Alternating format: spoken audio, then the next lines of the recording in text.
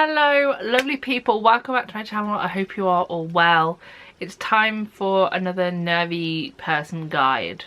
Still don't like that title. I'm a nervous person guide? What? We need like a brainstorming session. Feel free to put it in the comments. But we are back with another one and another one. Call me... It's not Pitbull. Is it Pitbull? Moving on.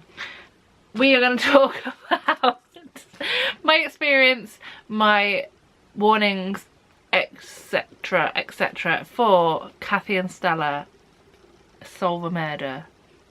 So let's get into it.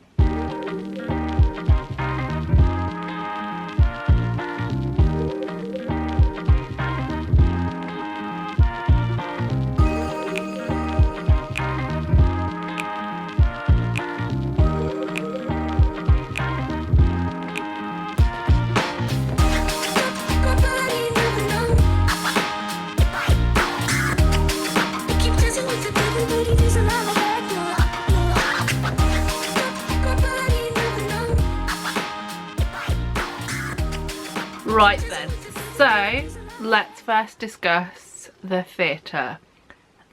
The Ambassadors Theatre was a new place to me. In fact, I recently found out my stickers because we need to stick another sticker on the chart.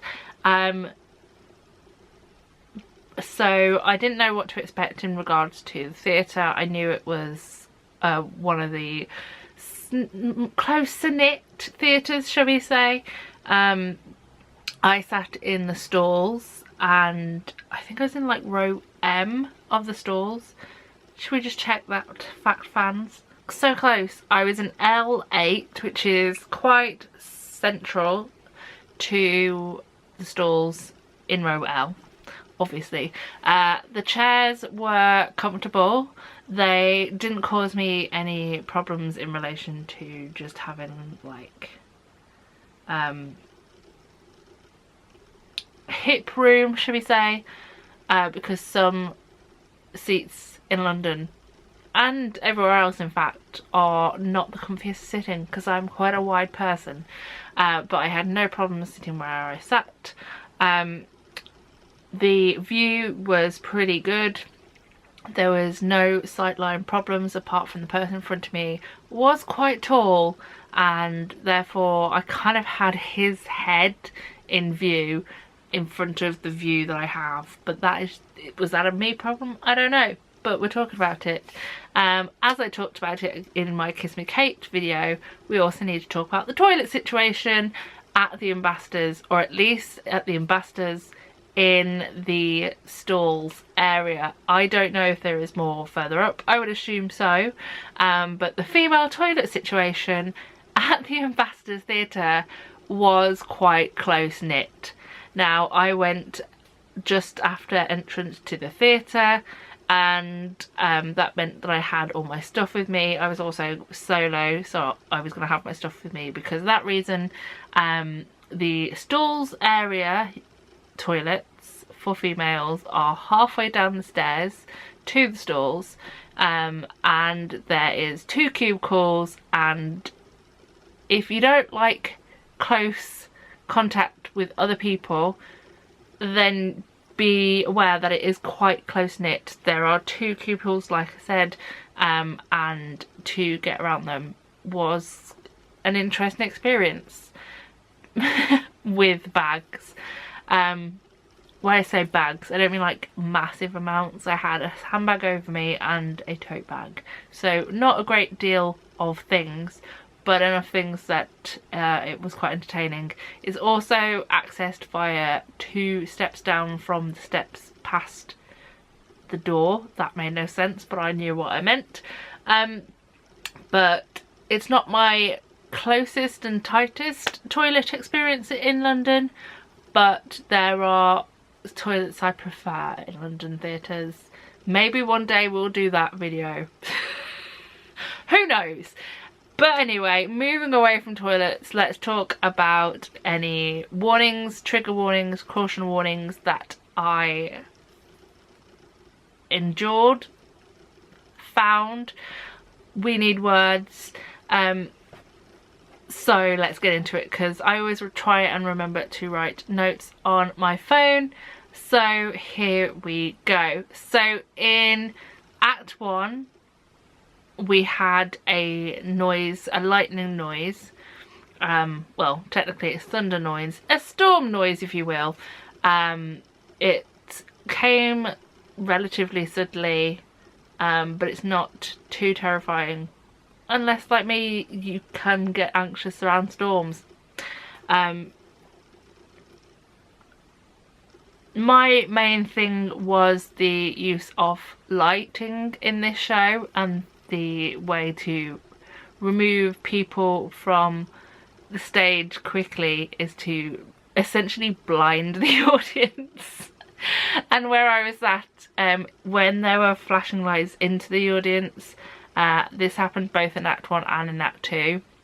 They were quite bright. Obviously, they need to essentially put a light screen up, if you will, so that things can happen on the stage, which I understand, but it is something to be aware of, because I developed a headache through the show.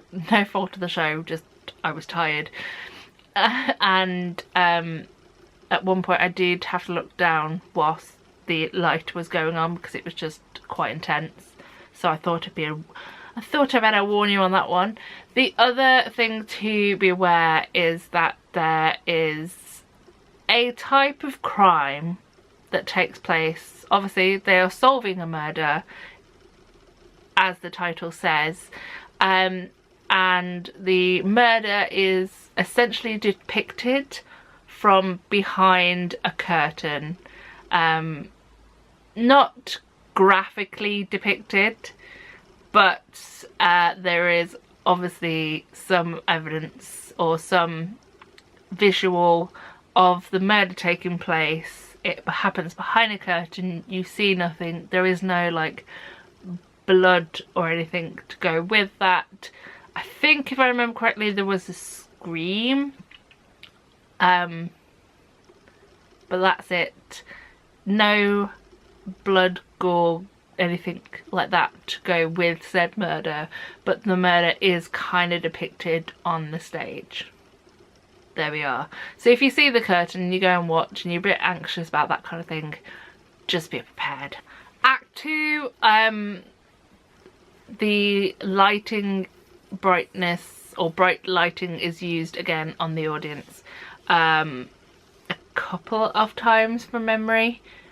Again, nothing major. There is also quite a lot of bright lights whilst they are at MurderCon, which is how the second act starts.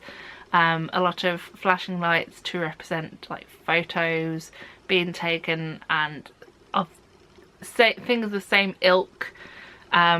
So there's quite a few flashing lights in this show. Towards the end there is also the noise of a garage door being opened, and it is quite loud, as it kind of needs to, because it's like the pinnacle of the show.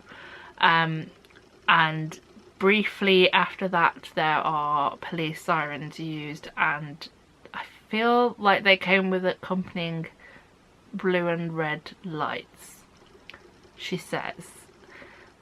As with the last video, I went to see this show over 3 weeks ago now, and as much as my little brain can try and remind me, there's always going to be something that I forget.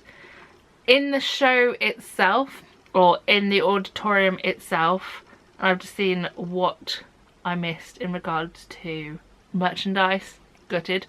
Kathy and Stella show information. It says this performance runs for 2 hours and 20 minutes including interval. Obviously photography and videography are strictly prohibited, and the performance itself contains flashing lights, strobe, haze and strong language, which I agree with wholeheartedly. I also forgot to mention that in Act 2, I believe it's Act 2,